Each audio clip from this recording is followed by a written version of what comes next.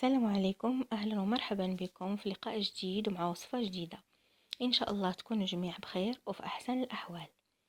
فهذه الفترة اللي احنا فيها من السنة فكتكثر نزلات البرد والتهابات الجهاز التنفسي، وكيبقى أحسن علاج لهذه الأمراض هو الوصفات الشعبية، سواء كانت بالأعشاب بالزيوت بالفواكه أو حتى بالخضر.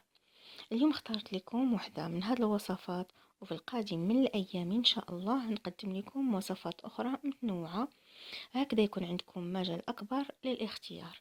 إذا وبلا ما نطول عليكم نمروا نتعرفوا على الوصفة، مكوناتها، المقادير وكيفية الاستعمال.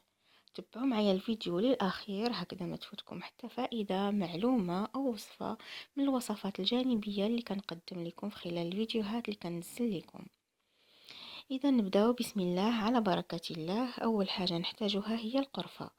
القرفة عندها فوائد كثيرة، نذكر منها فقط الخاصة بالجهاز التنفسي.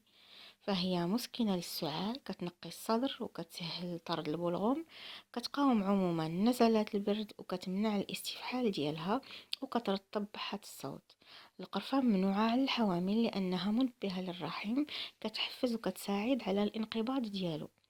القرفة ممكن نستعملوها لوحدها مع العسل، طبعا تكون مطحونة، نخلطها مع العسل، تكون كمية العسل أكثر من القرفة. ناخذ منها 3 ملاعق صغيرة في اليوم، يعني ملعقة صغيرة في كل مرة، في المجموع 3 ملاعق نفرقوها على اليوم، فهي مفيدة في حالات السعال.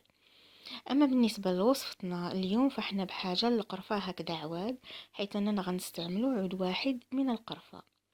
غنحتاج كذلك للقرنفل، فهو مطهر مقاوم للحمى، مفيد في حالة حساسية الصدر. نستعمله منه فقط عودين من القرنفل. غنحتاج كذلك للزعتر. الزعتر مطهر للجهاز التنفسي، كيعالج السعال والربو، مفيد في حالة التهابات الرئة والتهاب الحلق. إذا توفر عندكم الزعتر خضر يعني طازج يكون أفضل، استعملوا منه واحد عريش يعني واحد العود من الزعتر. انا ما متوفرش عندي لذا فغنستعمل الزعتر الجاف، غنستعمل منه ملعقه صغيره واحده. اذا ما توفرش لكم لا الزعتر الخضر ولا الزعتر الجاف ممكن تستعملوا كيس من الزعتر. غنحتاج كذلك نصف حبه من الحامض اللي هو الليمون. فالحامض معروف بفعاليته في مكافحة الزكام، هو غني بالفيتامين سي، كما أن له رائحة عطرية مفيدة، حيث أن الاستنشاق ديال القطرات من عصير الحامض كتفيد في حالة الزكام وسيلان الأنف. نمر الآن للطريقة. اختصارا للوقت حضرت لكم مسبقا المكونات، غسلتهم وصفيتهم ووضعتهم في هذا الكأس. فهنا عندي عود واحد من القرفة، عودين من القرنفل، وملعقة صغيرة من الزعتر.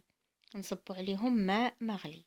انتبهوا فلما كيكون الجو بارد وكنصبوا هكذا حاجة سخونة في آنية زجاجية، فبفعل الصدمة الحرارية والانتقال المباغت من البرودة للحرارة العالية كيمكن يتكسر الإناء أو يتشق، لذا فصبوا الماء بالمهل. الآن نغطيو الإناء ونتركوه يتخمر 10 دقائق ومن بعد نكمل. بعد مرور 10 دقائق صفيت الأعشاب واحتفظت فقط بالمحلول. الآن غنضيف عليهم عصير نصف حبة ليمون اللي هو الحامض، وهكذا صبح جاهز. نحضروا من هذا المشروب ونتناولوا منه 3 إلى 4 كاسات في اليوم، يعني 4 كاسات نفرقوها على اليوم، ونحرصوا على أن الكأس الأخيرة نشربوها مباشرة قبل النوم، وقبل ما نشربوها نضيفوا لها ملعقة صغيرة من العسل، نشربوها ونعسوا مباشرة بالشفاء والعافية.